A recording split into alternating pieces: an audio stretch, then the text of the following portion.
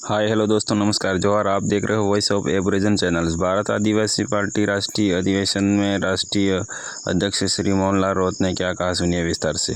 हमारे पुरखों के जमाने से ये होता आ रहा है कि जब भी आदिवासियों ने या दलित पिछड़ों ने हमारे हक की आवाज उठाने की बात की है, जागने की बात की है, उसे किसी न किसी तरीके से बदनाम किया गया और उस आंदोलन को खदेड़ दिया गया।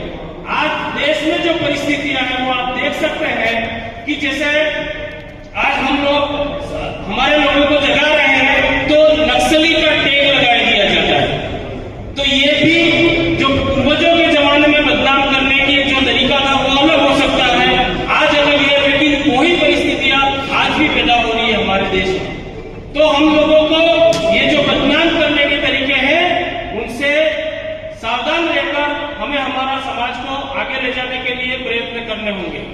हम लोग दोनों ही राजनीतिक पार्टियों में 70-75 सालों से वोट देते आ रहे हैं, लेकिन जब भी हम हमारे हक अधिकार की बात आती है, संविधान को बचाने की बात आती है, जल जमीन जंगल को बचाने की बात आती है, तो ये लोग पार्टी प्रोटोकॉल का हवाला देकर चुप हो जाते हैं, क्योंकि वहां पर ये लोग पार्टी के गुलाम इसलिए बने हुए हैं कि सन 1932 में एक पुना पैक्ट करार हुआ था।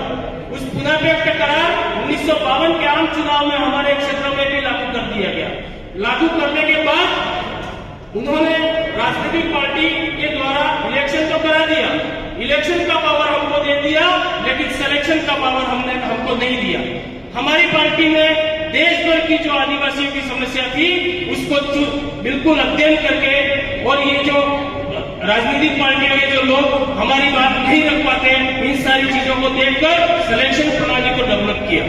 सिलेक्शन प्रणाली जिसमें जहां जिस एरिया का व्यक्ति वोट करता है वही अपने जनप्रतिनिधि का सिलेक्शन करेगा, वही इलेक्शन करेगा, ये हम लोगों ने, और नियंत्रण भी वही करेगा। ये हम लोगों ने नई व्यवस्था डेवलप की है जिससे हमें बहुत बड़ी सफलता मिली। तो मैं आप लोगों से भी ये कहना चाहता हूं, आप अपने राज्य में भी इस तरीके का जनजागरण के माध्यम से सामाजिक जनजागरण, समाज को सर्वोपरि रखते हुए ऐसी व्यवस्था अपनाएंगे तो जरूर सफलता मिलेगी। दूसरी बात, अभी कुछ समय पहले बताया कि भी गया था, मैं भी बता रहा हूं, हमारी पार्टी में एक व्यवस्था बना रखी है। अगर समाज के लिए, हक अधिकार के लिए आप बात नहीं उठाओगे, कोई जनप्रतिनिधि बनकर जाता है, सांसद, विधायक, तो हमारे अगर हक अधिकार के लिए जिस क्षेत्र से जाता है, अगर हमारी हक अधिकार की बात नहीं उठाता है तो उसका टिकट काट दिया जाएगा।